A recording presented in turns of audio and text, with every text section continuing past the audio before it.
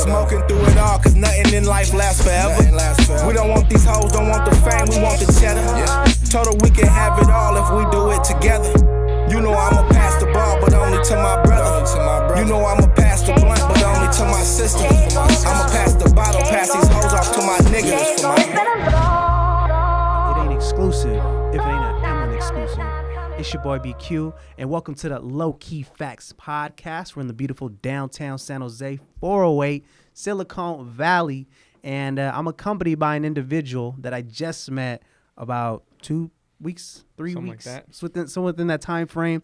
And ever since then, it's been like, oh shit, it was good, bro. I'm doing this, I'm doing that, boom, boom, boom. Like this guy's on the go. And after getting formally introduced to him and then going through your content and seeing what you're doing, you're really in that creative element. You know what I'm saying? Like when I look at it, I just see an element. You know what I'm saying? Because I'm like, he's doing music, he's doing content to elevate the music, he's doing the entrepreneurial aspect of the operation. Because when you do creative shit, there's also an operation that goes behind that creativity. For that sure. Some people, you know, they're more inclined in the creativity. Mm-hmm. Some people like myself more inclined in the business aspect. Like I definitely see that within you. And with that being said, I have, it goes by Instagram name FullNameCola, artist, rapper, entrepreneur from San Ho. What's good? What up?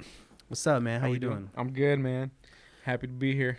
I'm glad to have you on the podcast. You know what I'm saying? So from so short notice, you know what I'm saying? Like you came through and I got a chance to see your space.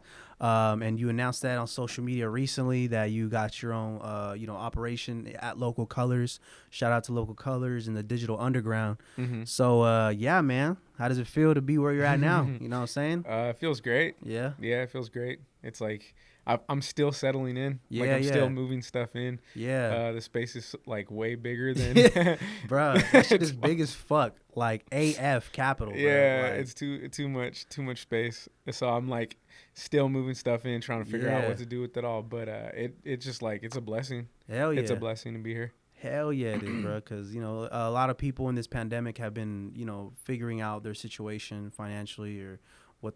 I feel like this shit has low key been like a wake up call for some people. You know what I'm saying? Yeah. Like they just been kind of locked in, devoted to their jobs, and they kind of put their side hustle or their passion in the back burner. And now it's like that's their only way of making money now. Right. So now it's like for someone that's already been full fledged doing it, how do you feel like? Do you feel like you have an advantage going into this type of drought that people are dealing with?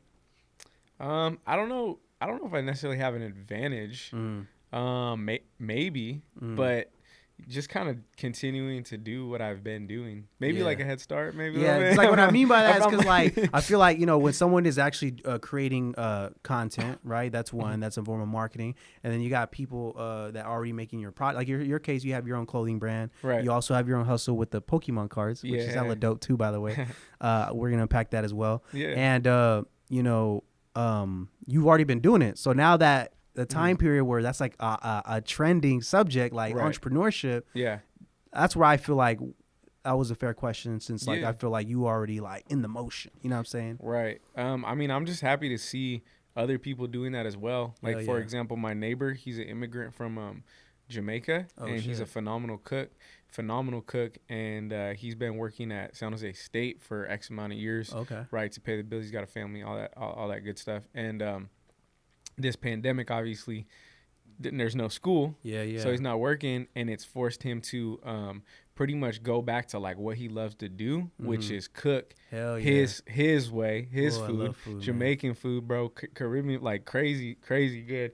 And he's just been like doing that on a weekly basis. And like you starting to see him like I talk to him about it all the time. And we talk about how it's a blessing in disguise and how now he's having the opportunity to do what he really loves to do and what he really wants to do and what his dream is. So I think in that case, you're right. Like it is a blessing in disguise. And it's like, I mean, that's what I love to see. Like, that shit makes me so happy. I agree. I feel like there's a lot of people around me that I feel like, they're full-fledged in the workforce and then like they have so much potential in something that they just put to the side, but this situation made them like I gotta do it now. That's crazy. It's kind of like what the argument for universal basic income is. Yeah. Because like I don't know if you know anything about that shit. I fuck with UBI. Yeah. Like Andrew Yang and shout shit. Out to the Yang gang. Yeah, Yang gang.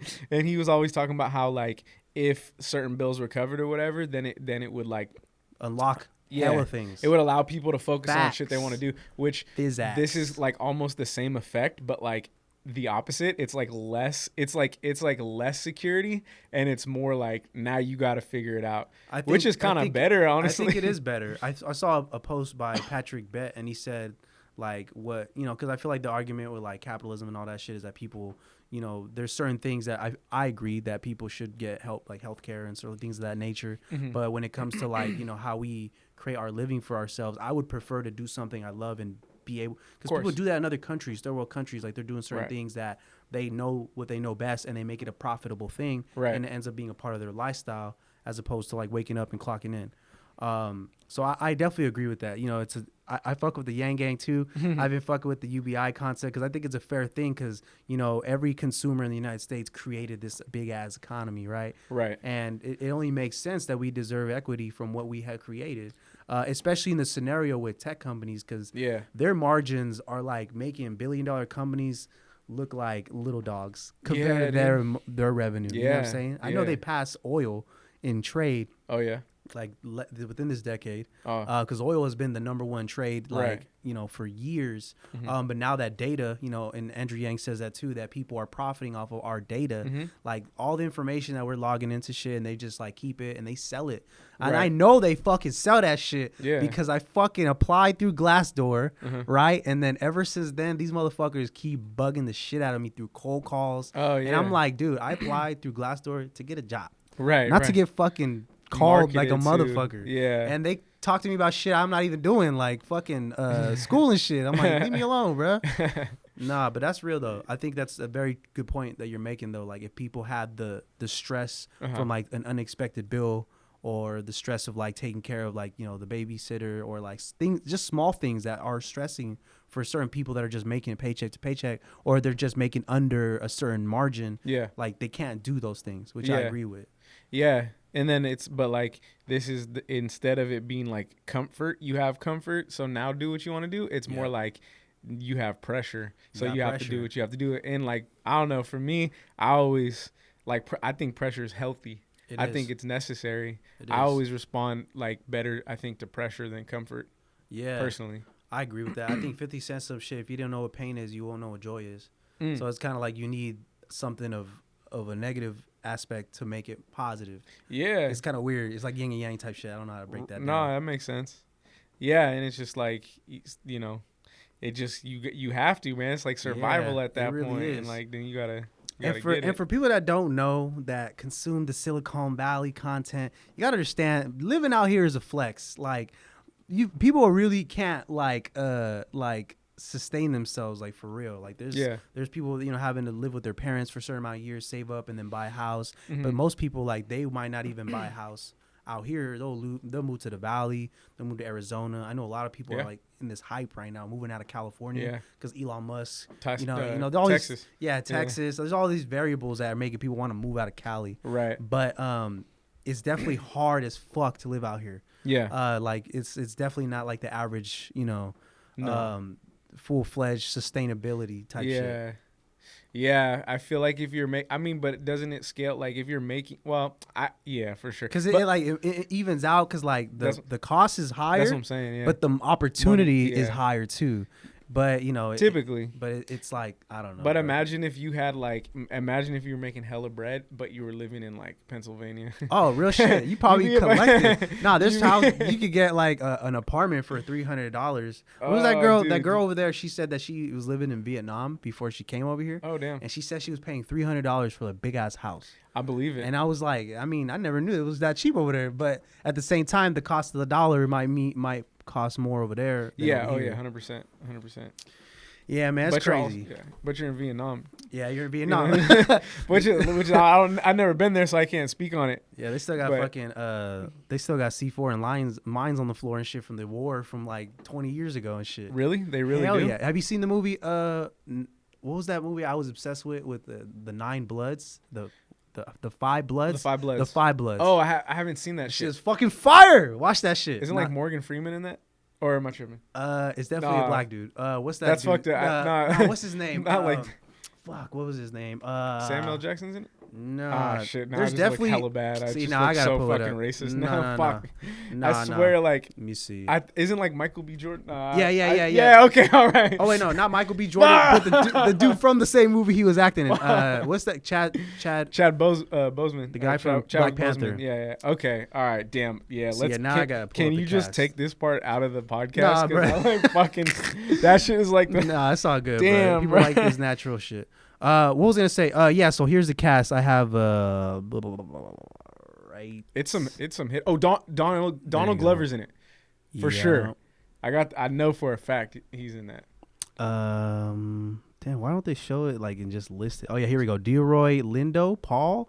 He was the main character. I liked his character because they like he was supposed to kind of represent like the African American that votes for Trump, and like he's a veteran, you know what I'm saying? And, and in the movie, even the dialogue, he's like, "Oh, we got to get these Mexicans, these immigrants out of here," type shit. Oh shit. But what I liked about it though is that it really illustrated like how, you know, African Americans that did go to the war in Vietnam, and then how they're not treated to the full extent, like how people should be that, you know, serve the military. Oh yeah, you know, because there's like veterans that are homeless and shit. Totally, you know what I'm saying? Totally. So I like the character they illustrated with that. But the point I was trying to make is that in that movie is that there's hella funny scenes, but it's fucked up too. Yeah. But there's hella scenes that the OGs they came up on hella money because like back then they wouldn't pay for like services and goods through cash. They use it through gold. Okay. So basically the gold they hit it. They dug a hole in some random place in Vietnam.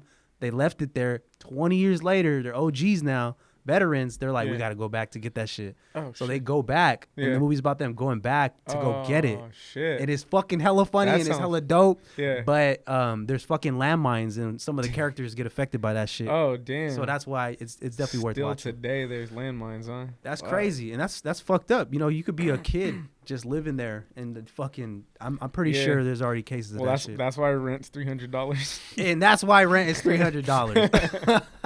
Yeah, man. But yeah, bro. So just to unpack some things, because I know we're definitely going hella off subject right now. No, it's all good. But so basically through the Low Key Facts podcast, it's about basically someone having an impression of something, and then when we educate them, they're like, oh shit, that's Low Key Facts. Like, I didn't know that. So that's why someone might have an impression of who you are or what you do, and the purpose of me interviewing is to kind of get a better understanding of like what you do. So what would you tell a person like what you do and how you do it? Oh man. It depends on the day. Yeah, he's like, if I'm in a good mood, if I'm feeling it or not. No, it's not even that. I just do so many different things. Yeah, you diversified the portfolio for sure. I say that a lot on the podcast where like I really what's that word? I'm very fond of folks that like know how to diversify that in the sense of like building multiple skills. Yeah. And building those skills enough to profit off of them. Because like that's why it caught my attention when I was going through your shit, and I felt like it was necessary to bring you down because I got creative and entrepreneur so much in that shit. Oh damn, yeah. I mean, I don't know if you see that within yourself, or what would you? How would you? I think that totally. I mean, I think that's like the best way to describe myself. A balance between the two. Yeah, and it's a hard balance. You know, people can't do that. Like I get hella operational, and when I get creative, I'm like, I can't get in that element unless I'm really, really in that element. You know what I'm saying? Yeah. I mean, the thing is, like, it seems at least that a lot of people either drift like to one side or the other. Yeah. And maybe it's hard to like balance. I think, but it's not hard. I think it's something you can obtain though. It's something totally can be obtained. Totally, for sure. And I've always kind of been that way. Like I've always been like very creative growing up, and I was just like very creative kid, and like did a lot of art shit, and then like I don't know somewhere and then like I guess maybe I got my first job when I was like 12 or 13. Easy. Yeah, like washing dishes and shit. Okay. And like so I guess the experience of being like 12 and 13 and like getting I mean, I was paid under the table, obviously. Yeah, no, I was gonna say getting a paycheck. I was getting a paycheck. You were still getting money though. Yeah, but like I was like 13 or whatever, and like technically illegal, but yeah. Yeah, okay, yeah. It's all good though. Yeah, because we do the same shit. You know what I'm saying? We all making money for a living somehow, way, shape, or form. But tax free. Tax free. No. Not anymore. I'm saying back then. Though. I'm saying back then. Nah, I hear you though. But yeah, and then like I don't know. So maybe that was like my first exposure to like the power of like making your own money. Yeah. You know, because I'm like 13 and I got like a few $100s or whatever in my like sock drawer. Hell yeah. And then I would like spend it on like Pokemon cards. Pokemon cards and shit. Yeah, you know, like video games. So, see, before I ask you the question about Pokemon cards, because I do want to get into that. What I want to ask you, because you said that creativity was something that was already like ingrained in you, and eventually just keep growing and growing. Mm-hmm. What was the first thing that you felt you got creative with?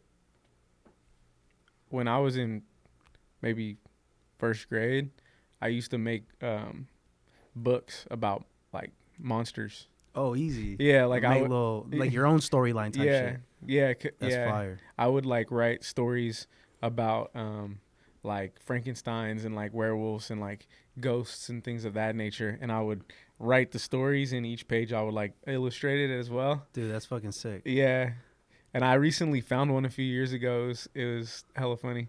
But yeah, so that was like I would just draw monsters like gargoyles and like, you know, just little creatures, gargoyles, shit like that. You don't know about the gargoyles though. Yeah. You ever watch the show Gargoyles? Yeah. The Disney one? Yeah, of course, yeah. Fucking gargoyles, man. That shit's sick. Yeah. The fact that you even named that character like, threw me off right now. Classic. That's fire. But that was probably like the first, my earliest memory of just like kind of, cause it's one thing to like be in art class, and then you learn like color schemes, or you learn like complementary colors, and then you have to do a design involving the colors, and you learn the basics and the fundamentals. Mm-hmm. But it's another thing to like just take nothing from scratch and then create something. Yeah, you know what I mean? Like innovate some shit. Like what that dude Henry does over there. Oh yeah, that's definitely innovative. Like what he do is like getting something, boom, boom, boom, and like, all right, let's make it into this shit. All right. Yep. Sell that shit. That's like, like that's definitely creative. That's shit. Creativity. Like art class and stuff like doing stuff like that is artistic, but that's creativity. I think there's a certain aspect of like creativity that's like good for your brain. Like I don't know the science of shit, but I'm just feeling like when I do art or when I see other people do art, it does something to them where like it makes them smarter in a certain way. It's the most important thing in my opinion, because if you think about what creativity really is, it's not just about art, right? Like what you're doing here is creative. What Steve Jobs did with Apple is creative. What the owner and the creators of Target are doing and have done is creative.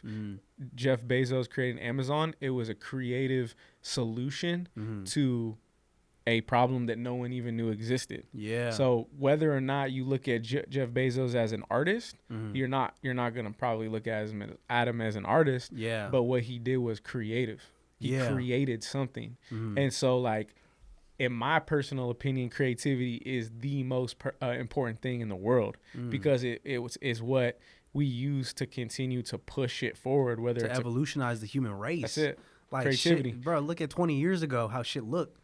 Look how far we've come in 20 years. Exactly. And then look at 100 years and 1,000 and so on and so forth. Somebody creating a wheel was creative. Literally, the word, you know what I mean? Like making fire, creative. Yeah. So I think creativity is like, I hold that shit hella sacred. Yeah. Hella sacred. I think as someone that like as creators like us, we kind of have to see it that way. It's like a religion. You just wake up like, all right, how am I going to do this today? Well, yeah.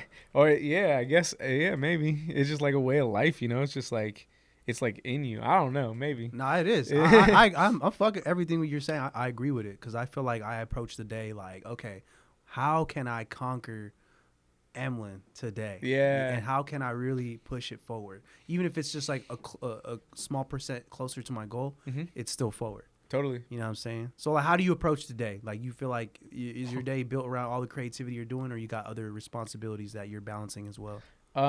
That's again like one of those things. It depends on the day. Yeah. You know what I mean? Like I've gone through so many different things. Like for the past couple weeks, we've been getting up and working out at like 8 a.m. every day, which like is cool. Personally, I prefer to work out in the afternoon. Yeah. But it's whatever. It's like I try out different shit and try out different schedules. But recently that's what I've been doing. And then, dude, I mean, it's like it depends on the day. I do need to get better at like structuring my day and like waking, because like sometimes when you have like a to-do list or you have a goal for the day, I know you could be more productive. For sure. And I'm always looking for ways to be more productive, so I should work on that. Boom, I got you right here. I'll put you on. Where's my phone? Oh, my phone's over there. God damn it. You use the reminders app or what? There's this app called To Do. To Do? Yeah. I might got a mistake, but it's Microsoft. Microsoft bought out Wunderlist, which was another platform I was using. And then eventually they made it into integrated with Hotmail. Excuse me. Microsoft to do this one?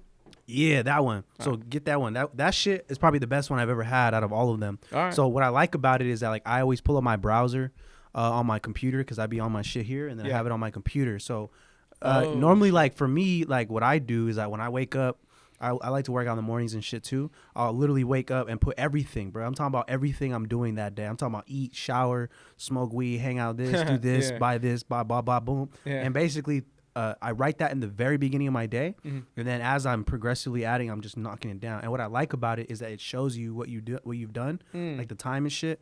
And then it's just like, I don't know, bro. Like you're right. When you write it down, I'm the type of person, if you write some shit down, because, you know, when it comes to our brains, bro, I feel like our brains are smarter than us. We only use 14% of our shit. I've heard 10, I heard 11, I heard 14, whatever percent it is. But I feel like, you know, sometimes we have so many things that are bouncing around in our head, like from our thoughts, our creative ideas, to our stress, our memories, like so much shit. So when someone's like, oh, I got this idea, bro, I'm finna do this, boom, boom, boom, all that, I'm like, bro, write that shit down. Like, write it down. Because I can't stress enough how sometimes, like, shit don't even play out the same way you thought it initially because you're over here bouncing ideas in your head. It usually doesn't. And it don't. You know what I'm saying? Like, I write that shit down. I got notebooks full of shit that I write out. Even if I don't even have to touch it again. It's just good exercise for your brain. That's true. I feel like. Yeah. Personally. No, for sure. I need to do the science on this shit, but. Hey, if it works, it works, dude. That's your fucking science right there. That's your. But to do though, definitely a good one. I'd recommend that shit. Yeah, I already downloaded it. I'm gonna check this shit out for sure.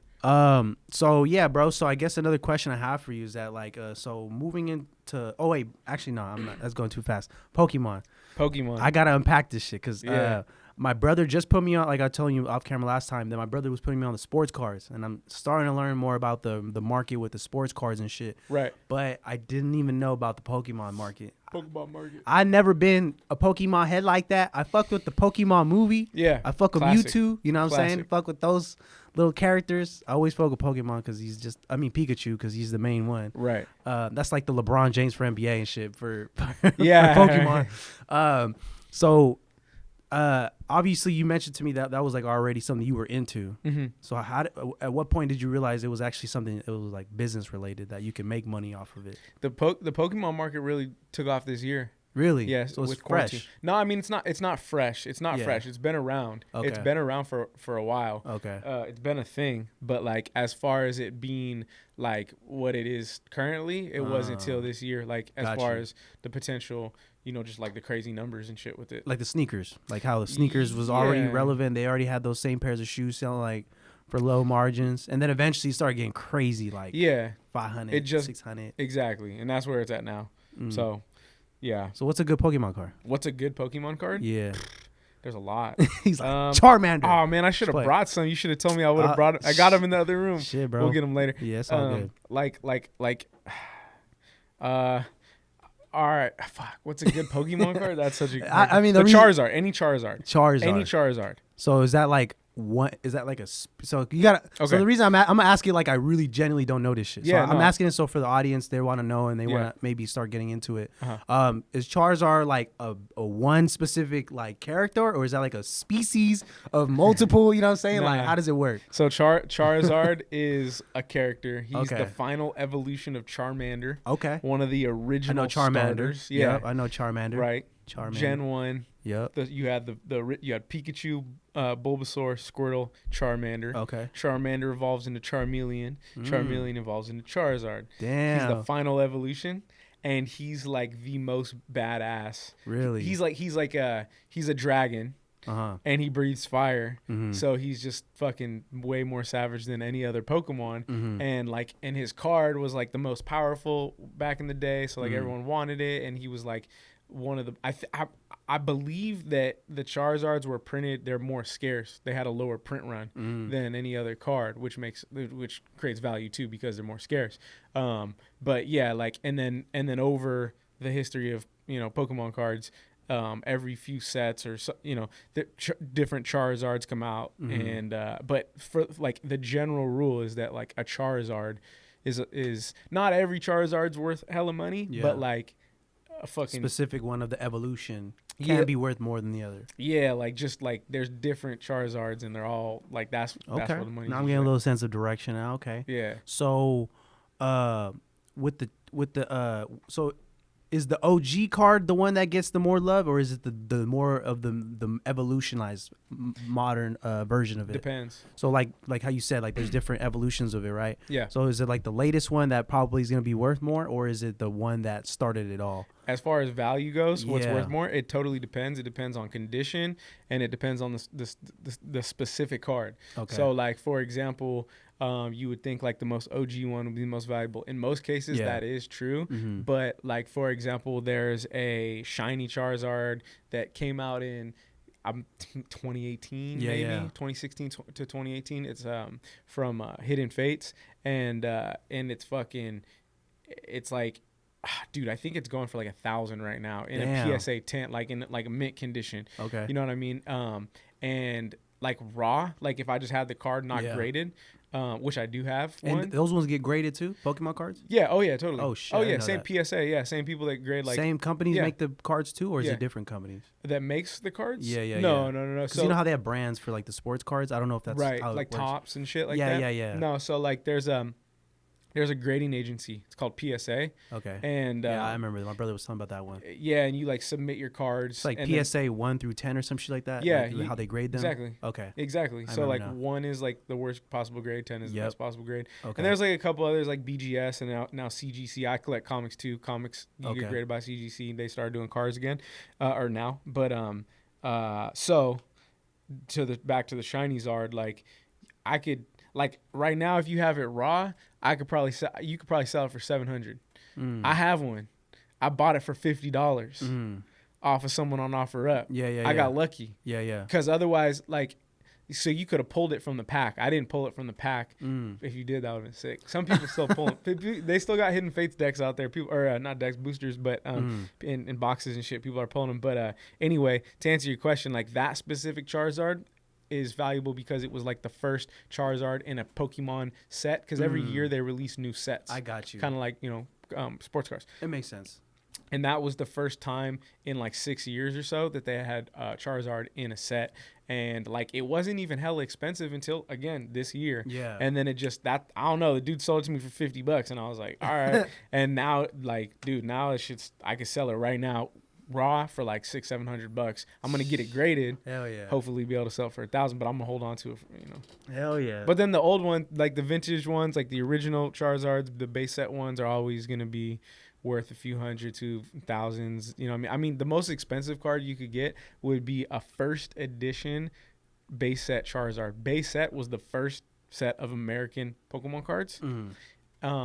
And so so just think about like the most possible OG Charizard, but then first edition, which means it's like first edition. It came out, it dropped earlier. It's more scarce. That thing, a first edition Charizard, it graded in a PSA 10 is right now. I think last it was like up to $70,000.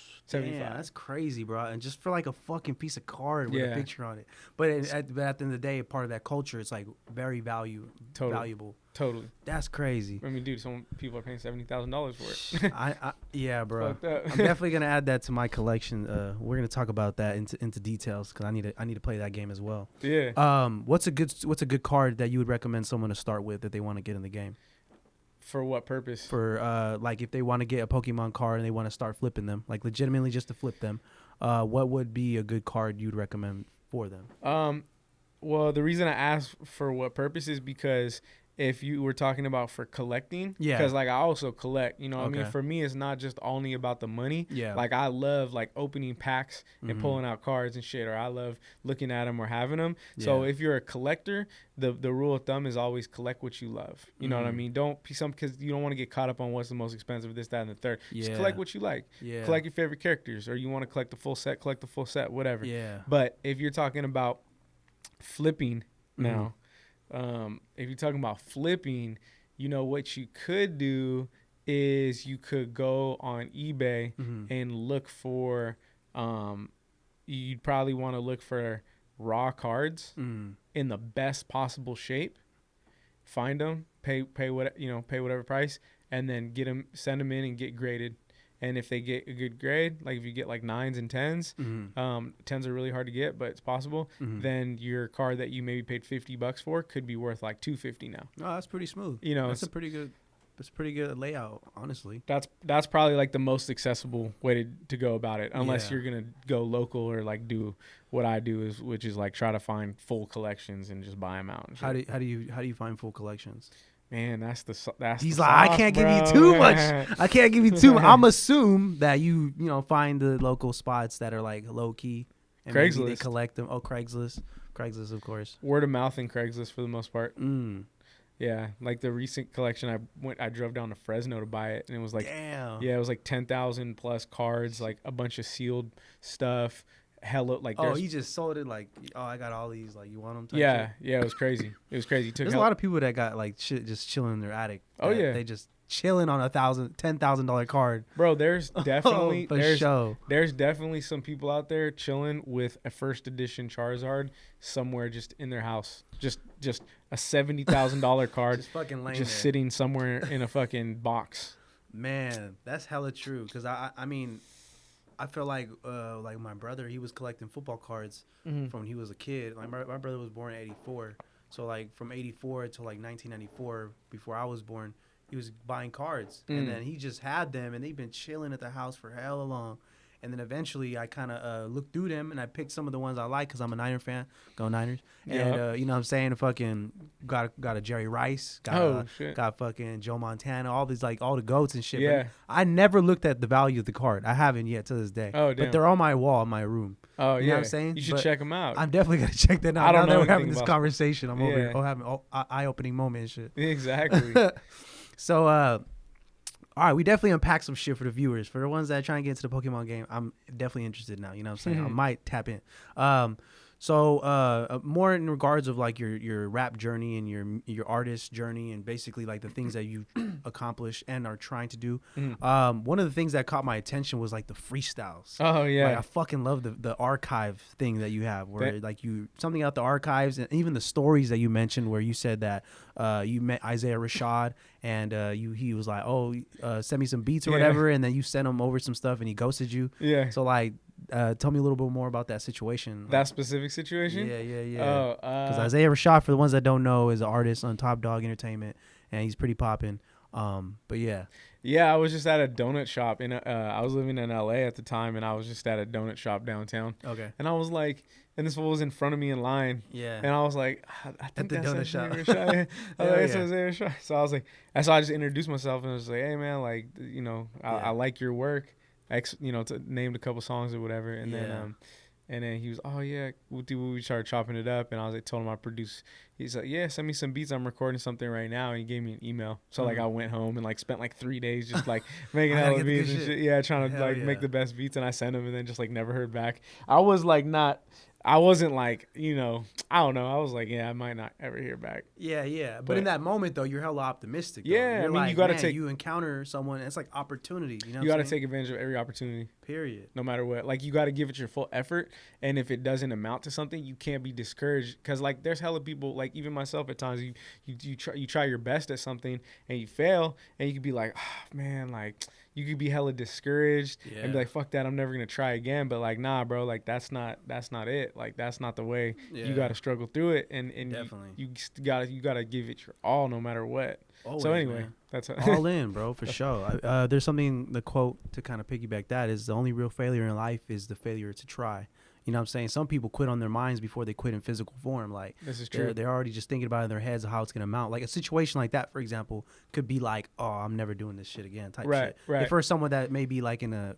he never emailed me back, and that was it. So damn, but Isaiah Rashad, man, you gotta tap in, bro. I'm gonna listen. I need to listen though and make sure, like, you know, next album if I hear my beat or something. Hell yeah, he gotta make sure he hear that one. But you know, shout out to Isaiah Rashad, and I like how you approached it as a fan. Like, 100%. You approach it as a fan, like, cause that's how I am. You know, when I approach people with this type of stuff, I come at them as like a fan. I see your shit, I look at it, I'm like, I'm inspired by it. Yeah, and, exactly. You know, we're able to kind of like build off of that. Definitely. That's what's up, bro.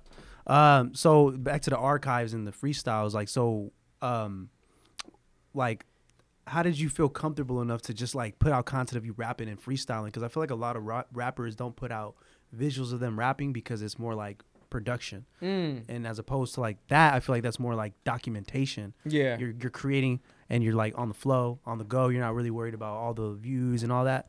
you're more just want to show the art, you know what I'm saying? Yeah. I mean, I just wanted to like have some sort of content to put out like on a regular basis. And that was just the idea the reason why it's called archives is because like I have hella beats in my Dropbox, the archives, where it's like I can't use them because of samples or I lost the files or whatever. So I was like, damn, I might as well put these to use. Hell yeah. And so I was like, all right, let me just write a quick verse to it and then let's film it. And yeah, so that's kind of where the idea came from. So yeah, I mean, it's like definitely much more performance based. Like you got to get it right all the way through. You can't punch in on a freestyle like that. No, it's not a freestyle, but go ahead. Yeah, some of them, they're just pre-recorded tracks, right? Some of them are pre-recorded tracks, or how does that work? No, they're not pre-recorded. None of them are pre-recorded tracks. Okay. Every week I just pick a new beat and I just write a verse throughout the week, and then I just perform it. But so it's definitely like it's like premeditated. But I don't write, like I haven't written anything down for like many years. Yeah, like that's the one thing I love this topic because like there was that whole period in rap where like fools would come to the studio and they'd spit a verse to a beat and they'd call it like a freestyle and all this shit. And like this is a good conversation, fools weren't really freestyling. So but like it just became called that, so then it is what it is. And then people talk about Lil Wayne freestyles or Jay-Z freestyles everything, and it's like no, they don't freestyle everything because I write music the same way that Lil Wayne and Jay-Z writes music, which is that I don't, and they don't, from my understanding, take a pen and a pad or a phone and a notepad and write down the lines and then recite it on the mic. It's you listen to the beat and you come up with it in here and I construct the verses in my head. And then I do that, and then when I got them down, I record it. For me, it helps because I found that writing music or writing lyrics, should I say, it's like it doesn't allow the flow of the energy. You know what I mean? It's like you gotta stop here and then like, oh hold on. Oh, I thought of something, but hold on, let me write it down. And I'm like, nah. Like for me, it's like the words like fitting and syllables fitting into like certain lines and shit like that. It's like solving it like a Rubik's cube in my brain. You know what I mean? And then I have a good memory too, so it's easy for me to remember what did I say on that one. And then you just it's muscle memory. And then I just get comfortable with them. All right, I'm ready. Let's go. Instead of fucking just writing it down and then trying to read it and then trying to oh no, what did I say? Oh, you know what I mean? Like fuck that. I think that's real though, because I feel like I've been a big fan of hip hop since I was a little kid. And every single artist that I, became a fan of, I would really go into debt and like how they got into that creative element, like what would they do.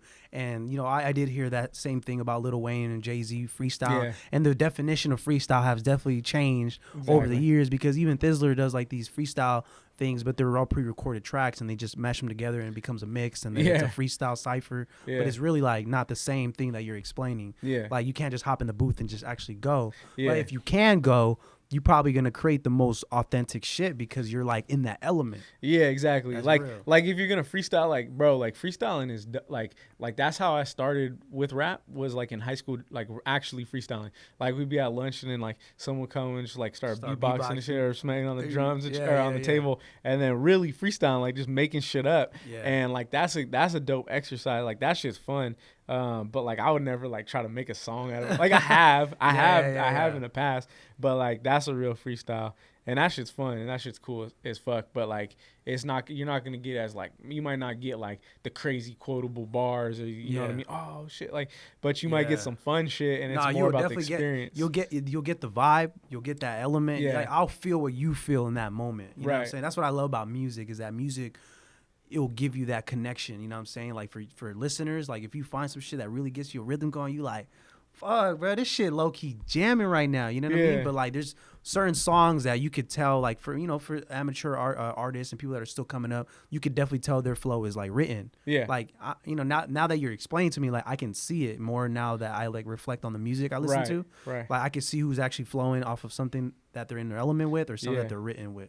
Yeah, bro. If you wanna see some like the crazy, like I'm trying to think of the craziest. There's some dope ass freestyles out there, but like if you want to see some sick ass freestyles, go watch. Type in Eminem Fuck, what was it called? Not Summer Jam, Scribble Jam. Eminem. Like he was before anyone knew who he was, and he was in a freestyle rap battle.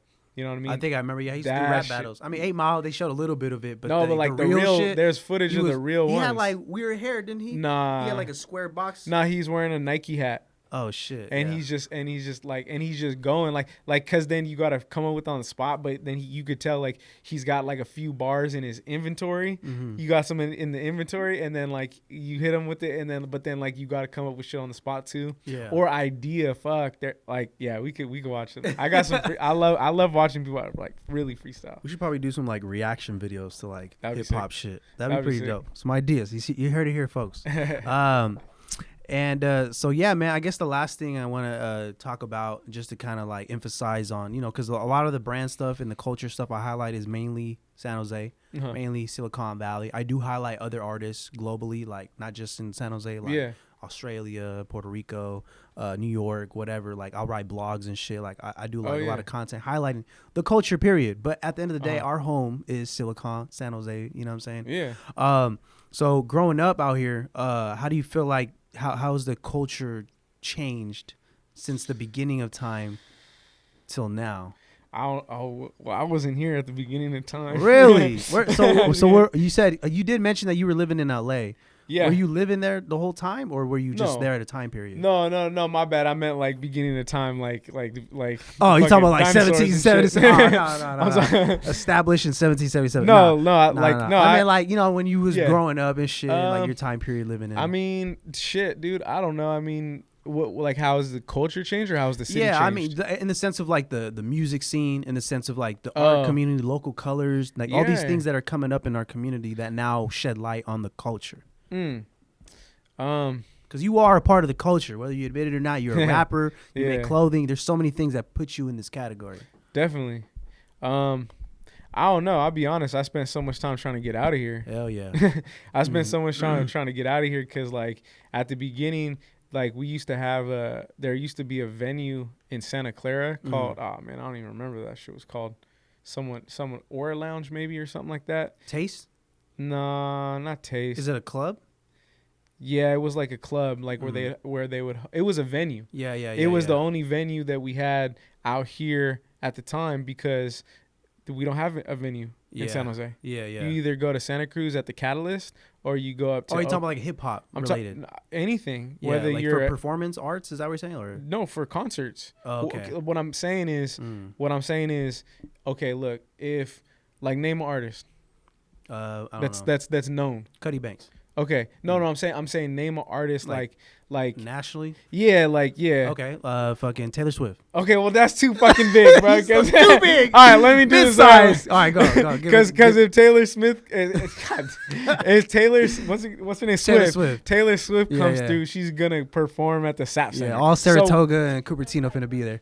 Okay, yeah, like some Roach Gigs. Oh, yeah, or like Megan Thee Stallion. Let's just say, for example, she's too. bopping. That's why I can't. I was hoping you would help me figure out like the perfect example. Right. Let's slow it down. But like, how about Action Bronson, bro? You know who Action Bronson is? I don't know, but let's go. You don't know? All right. Like someone who's on the rise. No, he's already been. That's why he's been Larry June, Dom Kennedy type. Okay, shit. Dom Kennedy. Okay, we'll just say Dom Kennedy. All right, y'all know. We'll just say like Dom Kennedy, like. If he was on a tour, where would he perform? Probably like the Catalyst, like you mentioned. Catalyst, probably the Slims. Was it Regency in Oakland? Regency Complex in Oakland. There's another one in SF, Regency Bowl or something. Regency Bar. There you go. That one. Some shit. Yeah. Slims or whatever. Yeah. You know what I mean? Like G-Eazy, I seen him at the not the damn Cow Palace, Bill Graham or whatever. Yeah. Kid Cudi, that was a sick show. Damn, like a good one right but where would they perform out here? Nowhere. Yeah. There's nothing. In San Jose specifically. Yeah, I feel like SAP Center is the only platform for, but like you said, big mainstream, like Ozuna or like fucking. Like I saw like Childish Mark Gambino Anthony there. Yeah, you'll probably see someone that's really on that level. But I agree with you on that aspect, because I feel like San Jose isn't embracing the culture. You know what I mean? Like I feel like it's always been that. It's not that. It's that they made it intentionally hard for that type of nightlife to exist in San Jose because there was a lot of violence that surrounded it. And this is my understanding from what I was told by individuals like Ray Resurrection, who's, you know, the older homie. Yeah. I just talked to him on Instagram recently. That's the big homie. He told me all this shit. He explained this to me this way, that because of all the violence that was, I mean, there was a time where you would go on World Star and you would see like fight videos like in San Jose, like crazy shit. Yeah. I remember some chick got like put like her heel through somebody's face or whatever. What you know, the some crazy fuck? shit. Yeah, Damn, like she was at a knife on the bottom of her heel or some shit. Yeah, I don't know what happened, and like just crazy, a lot of violence, a lot of shit, and they were trying to clean up the whole presentation of San Jose nightlife to more accommodate the tech world. You see what I'm saying? Hence San Pedro Square, things like that. So I definitely agree with that. Right. So they started to implement shit like that, and then they made it extremely hard. And the way that they did this, they created from what I understand, they created a nightlife task force. They made it really difficult to get liquor licenses. They made it really expensive to get liquor licenses. Hella expensive. And they intentionally, I mean, it's not like that everywhere. It's definitely not. Out here though, for sure. They did that here to kind of shut down these places that were attracting crowds that were, you know, viable to have violence. At the end of Music in the Park, right? That dude got stabbed and shit at McDonald's. That. Like, they just shut everything down that would, you know what I mean? Like, and so that's why. So I don't know if it's because they don't want it or they don't want to invest in the culture. I'm sure they would love to have music out here, but. But you can see how that could be perceived as like 100%. Systemic oppression, though. You know what I mean? Yeah. Because like a majority of those crowds are minorities. Right. You know what I'm saying? So majority of the people that are ingrained from that culture don't even get a chance to position themselves to get looked at by those same platforms, which I understand though. You know, obviously we don't want no violence. We don't condone any of those things of that nature because we want San Jose a place that everyone comes to. You know what I mean? Like San Jose, I feel like has built a name for itself over these years that you got people hearing say that they're claiming they're from San Jose. I was just talking to Jabari Carr. He's to play at San Jose State, and he was talking about, he's like, man, I remember when we was in high school, everyone was trying to be from Oakland, like, oh, the hyphy movement, you know, oh, I'm from Oakland, man, I'm from town, blah, blah, blah. And then now it's backwards. Like, people are like, from Oakland, they're like, oh, I'm from San Jose. Like, oh, you from San Jose? Like, San Jose is like getting talked about differently now. You know what I mean? So it's low key like, it's popping out here. It's like, but the culture, man. Well, no, but what I was saying was like that was what, like at that, like there used to be that venue. So when I first like kind of started to do music, like that was still there, and we like I think I would like open up for like Roach gigs, like you said, like we opened up for Roach gigs or whatever, like or like artists like that. You know what I mean? No one gave a fuck about us, of course. But we would do it, and then that went away, and then it was like do like little local shows here and there or whatever. But then when everything really was, the internet changed everything, obviously, to the point where it's like, bro, we could do this. We're doing this. You're recording on your phones, shit. And then we put this on the internet. And so now it became a level playing field for everybody, San Jose included, Kentucky, fucking Arkansas for that, Alaska. You can be anywhere, and it's an even playing field. You got rappers in every fucking country. You know what I mean? So now it's about like it's just about you. It's about you utilizing your resources and your creativity and the content and whatever the fuck you do. You know what I mean?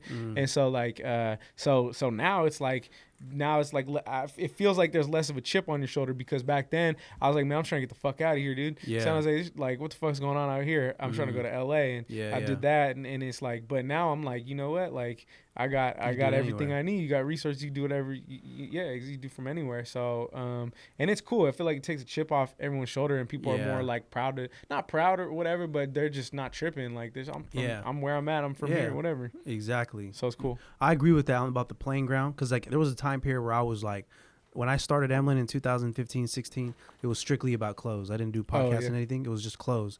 But I was promoting the shit out of it. But I initially started doing it in LA. Like, I started going out there, traveling to do shows. And I just like the idea of building it somewhere else instead of San Jose. And then eventually, like, once the playing ground got evened out, when the content became relevant, I started acknowledging, like, damn, like, I could legit do this shit back here. And then now that's kind of like where I'm at now. Like, I just been focused on here and shit. Dope.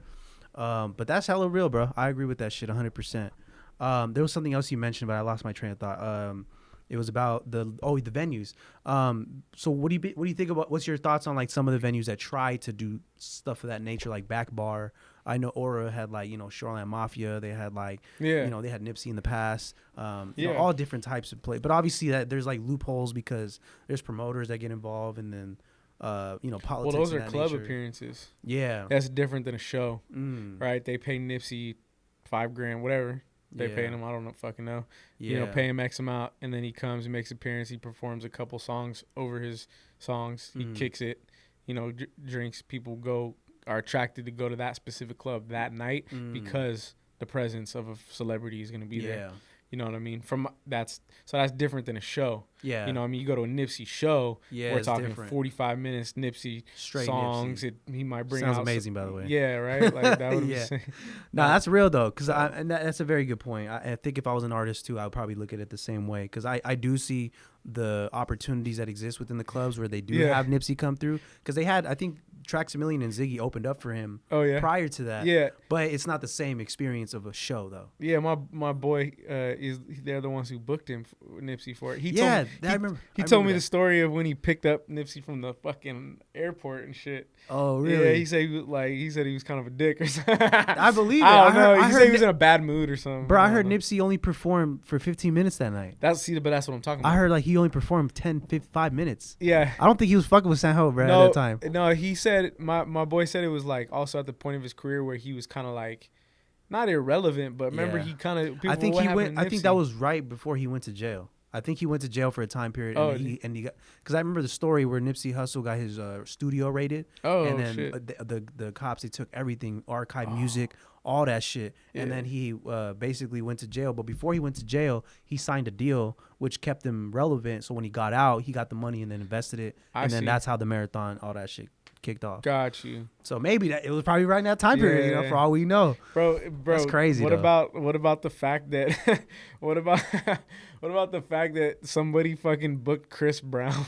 Oh, bro, I talked about this on the last one, bro. Where was it at? Fiesta? At the Fiesta, right there on the south by 7 Trees. Ratchet ass motherfucking venue of all that's time. That's definitely like, you know, where they have Bond the night and shit. Yeah, like, it's definitely not a rap venue. But what I heard about that story is that they initially had him booked at a venue. I think it was Motif or something before at that time, and then the promoters they didn't get access to the venue for whatever reason, so they audibled it, and then they made that last minute call to bring everyone over there, which I don't blame him. It's Chris Brown. Chris Brown at that time, you know what I'm saying, he's doing a little thing and shit. Everyone knew Chris Brown, so, and then you seen the video, he's like, oh shit, they over there. That's what I keep replaying in my head. That's why I'm laughing, because I remember that fool's like feeling himself, and then all of a sudden he's like, he looks like, oh shit, they're fucking shooting. That's hella funny, bro. That's crazy. San Jose was definitely a different time at that time, like way more active. Hell yeah. Things calmed down a little bit, but you know, we still with the shits out here in San Ho. But yeah, man, so I guess we'll conclude this podcast. We got 54 minutes, you know, when we we don't even realize time be flying. So yeah, man, so how could people support you in your music, and where can they find you? I want to put all the graphics and the links so they can access your stuff. Oh man, so in whatever way they choose to, you know what I mean, whatever they like, you know, listen to my music, buy my clothes. Good Colt relaunch coming very soon. Hey. Store's not up yet, but we'll be up very soon. So if you see something that you like, buy it. Hey. If you hear something you like, listen to it. Shit. If not, it's all good. It's all good. It's all love. But make sure y'all pull up on the Spotify, on iTunes, on YouTube. I need you to go through every single individual song, video, stream at least 3 times minimum. And also visit the website, look at the catalog. If you see something you like, go ahead and click that cart, add it, put your shit, buy that shit. Show some love to San Jose. But yeah, man, I appreciate your time. Thank you so much for taking the time of your day to come down. Thank you for having me. This is the Low Key Facts podcast. We got some game today. Yeah. It ain't exclusive if it ain't an EMLN exclusive. This is your boy BQ, the homie Cola. We out. Peace. We don't want these hoes, don't want the fame, we want the cheddar. Told her we can have it all if we do it together. You know I'ma pass the ball, but only to my brother. You know I'ma